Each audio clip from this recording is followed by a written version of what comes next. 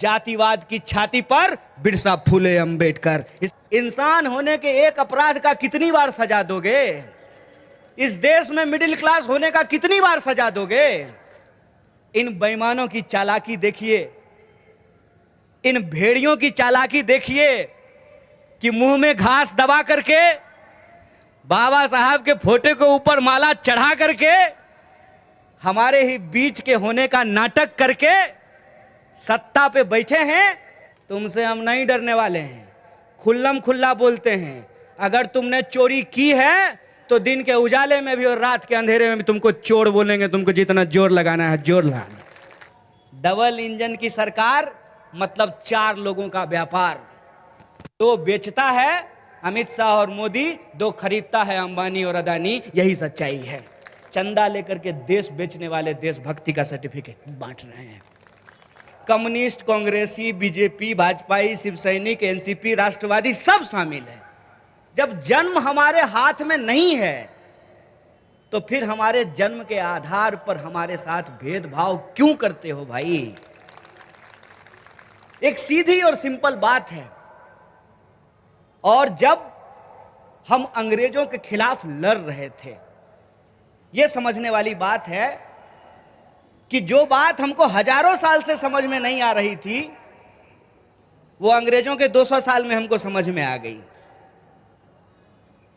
कि जब अंग्रेज यहां आए तो उन्होंने अपने रेस्टोरेंट के बाहर लिखा, कुत्तों और भारतीयों का प्रवेश वर्जित है। रेस्टोरेंट के बाहर यह नहीं लिखा कि ब्राह्मणों का प्रवेश वर्जित है, दलितों का प्रवेश वर्जित है, ओबीसी का प्रवेश वर्जित है। क्या लिखा? भारतीयों का प्रवेश वर्जित है। तब पहली बार हम लोगों को समझ में आया कि हम सब इनके लिए काले ही हैं। भले हमारे माँ बाप हमको देख करके कहते हो कितना प्यारा गोरा बच्चा है, हम सब इनके लिए काले थे। क्या ब्राह्मण, क्या दलित, क्या पतला, क्या मोटा, जमींदार को भी जूता खुलवा करके घर में बुलाते थे अंग्रेज अफसर। पहली बार हमको as a nation, as a citizen, as freedom क्या होता है, इस बात को हम समझे। इसीलिए जो हमारे देश का संविधान है वो आजादी के आंदोलन के गर्भ से निकला है। दिन रात जो लोग नफरत फैलाते हैं, इंसान को उनके जन्म के आधार पर जो बराबरी नहीं दी जा रही है, उस बराबरी का जो विरोध करते हैं, वो भी आपको 14 अप्रैल को डॉक्टर बाबा साहब भीमराव अंबेडकर पे माला चढ़ाते हुए दिख जाएंगे।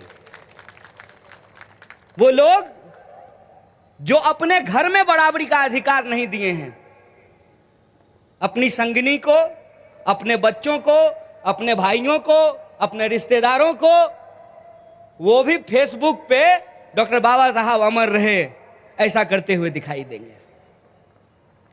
और यहां तक कि आज समाज को बांटने के लिए वो बाबा साहब के लिटरेचर का भी दुरुपयोग करते हैं।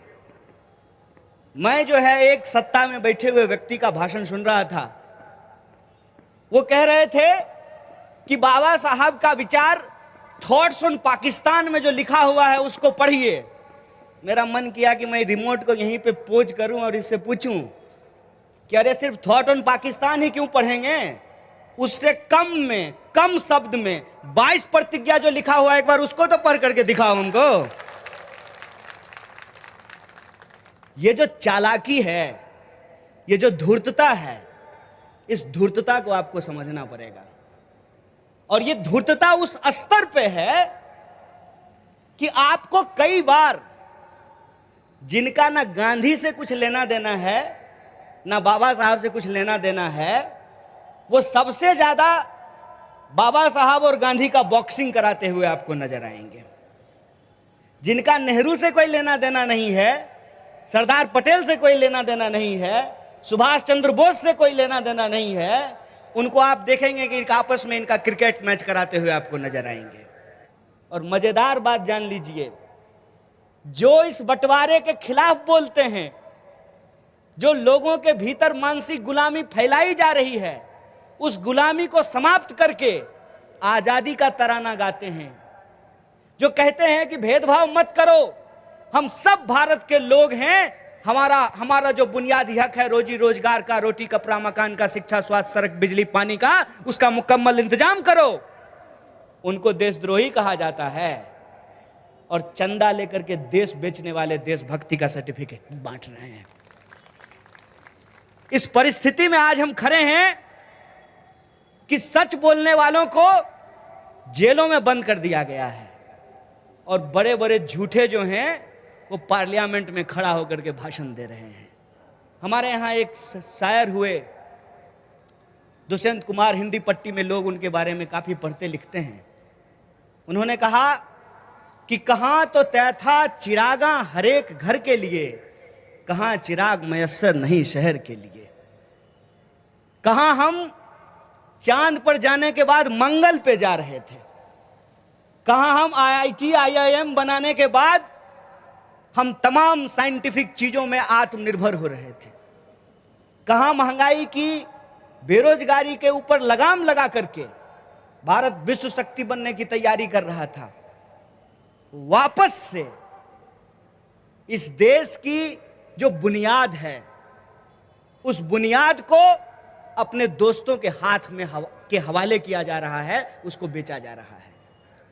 इन बेईमानों की चालाकी देखिए, इन भेड़ियों की चालाकी देखिए कि मुंह में घास दबा करके, बाबा साहब के फोटो के ऊपर माला चढ़ा करके, हमारे ही बीच के होने का नाटक करके सत्ता पे बैठे हैं और इस देश के जो शोषित पीड़ित लोग हैं उनकी निर्भरता जिस पब्लिक सेक्टर पे है, उस एक एक पब्लिक सेक्टर को बेच रहे हैं।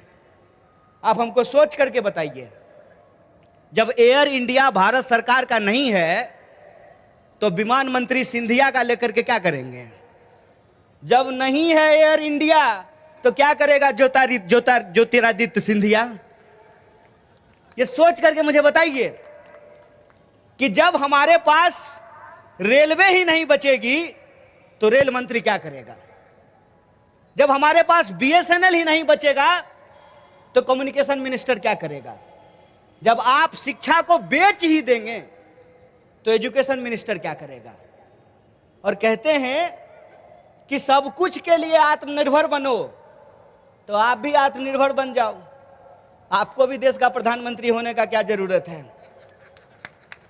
इंसान होने के एक अपराध का कितनी बार सजा दोगे? इस देश में मिडिल क्लास होने का कितनी बार सजा दोगे? कहते हैं डबल इंजन की सरकार। डबल इंजन की सरकार मतलब 4 लोगों का व्यापार। 2 बेचता है अमित शाह और मोदी, 2 खरीदता है अंबानी और अदानी। यही सच्चाई है। जो संविधान ने हमको राजनीतिक आजादी दी, वो राजनीतिक आजादी भी आज बचने वाला नहीं है। और हमारा सपना ये था, डॉक्टर बाबा साहब भीमराव अंबेडकर और फूले जैसे लोगों का सपना ये था कि इस राजनीतिक आजादी को हमको सामाजिक और आर्थिक आजादी के मंजिल तक लेकर के जाना है। इसीलिए आप यवतमाल के तमाम लोगों से मैं ये आग्रह करने के लिए आया हूं कि ये कठिन समय है। इस कठिन समय में हमको इस तरीके से सोचने की जरूरत है कि अगर हमारे पूर्वजों ने हमारे लिए बलिदान नहीं दिया होता, संघर्ष नहीं किया होता, तो हमको अधिकार नहीं मिला होता। हम आज भी गुलाम हो सकते थे अंग्रेजों के। उन्होंने अपने प्राणों की आहुति दी, देश को आजाद कराया, एक समता मूलक सिद्धांत के आधार पर इस देश की जमहूरियत को खड़ा किया, एक संविधान लिखा जहां लोगों को आपस में बराबर किया। ये हमारी जिम्मेवारी है कि इस लड़ाई को, हक की इस लड़ाई को, न्याय की इस लड़ाई को हम अगले मुकाम तक लेकर के जाएं। ये हमारी जिम्मेवारी है।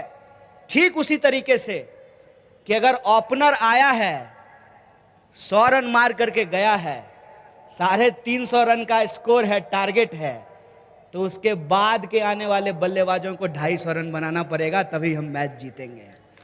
जब चुनाव आता है तो वो आते हैं आपके पास शराब और पैसा लेकर के। तो आप भी तो सोच लीजिए ना कि ये अभी जो शराब और पैसा लेकर के आए हैं, ये शराब और पैसा कहां से लाए हैं? ये कल को आपका स्कूल बेचेंगे, आपका अस्पताल बेचेंगे, आपका खदान बेचेंगे, आपकी नदियां बेचेंगे, आपका समंदर बेचेंगे, हवा पानी आकाश सब बेच देंगे। और उससे जो कमीशन मिलेगा, उस कमीशन से चुनाव के वक्त आपके वोट को खरीदने की कोशिश करेंगे। इसीलिए समता पर्व अगर हम मना रहे हैं तो हमको ये संकल्प लेना पड़ेगा कि हमको समाज के अंदर जो समानता की लड़ाई है, इस लड़ाई में 1 इंच भी पीछे हटने के लिए नहीं तैयार होना चाहिए। और जेल में डालेंगे, जेल में डालेंगे, कितना जेल में डालेंगे? कौन सा? मेरे पिताजी के पास कोई 50,000 करोड़ का प्रॉपर्टी नहीं है कि तुम्हारे ईडी और सीबीआई से हमको डर लग जाएगा। तुमसे हम नहीं डरने वाले हैं, खुल्लम खुल्ला बोलते हैं। अगर तुमने चोरी की है तो दिन के उजाले में भी और रात के अंधेरे में भी तुमको चोर बोलेंगे। तुमको जितना जोर लगाना है जोर लगाना, चोर को चोर बोला जाएगा। और ये बोलने की आजादी इस देश के संविधान ने हमको दिया है। इस देश के संविधान ने हमको ये हक दिया है कि अगर हम आपको वोट देकर के प्रधानमंत्री बना सकते हैं तो उंगली उठा करके आपसे सवाल भी पूछ सकते हैं और ये पूछ सकते हैं कि जो वादा आपने किया था वो वादे क्यों नहीं पूरे हुए। अगर ये पूछने के बाद आप अपनी मीडिया और अपने व्हाट्सएप ग्रुप में हमको देश का विरोधी बताना चाहते हैं तो बता दीजिए, इसका फैसला इतिहास करेगा। हम एक बात जानते हैं कि जो लोग अंग्रेजों के खिलाफ लड़ रहे थे वो ईमानदारी से अपनी लड़ाई लड़ रहे थे, और जो लोग अंग्रेजों के साथ चाय पे चर्चा कर रहे थे उनके देशभक्ति के सर्टिफिकेट मांगने से हमको कोई फर्क नहीं पड़ता है। इस बात से हमको कोई फर्क नहीं पड़ता है कि गोडसे को मानने वाले क्या सोचते हैं, इस बात से हमको फर्क पड़ता है। इसीलिए हमने नारा लगाया है, जातिवाद की छाती पर बिरसा फुले अंबेडकर।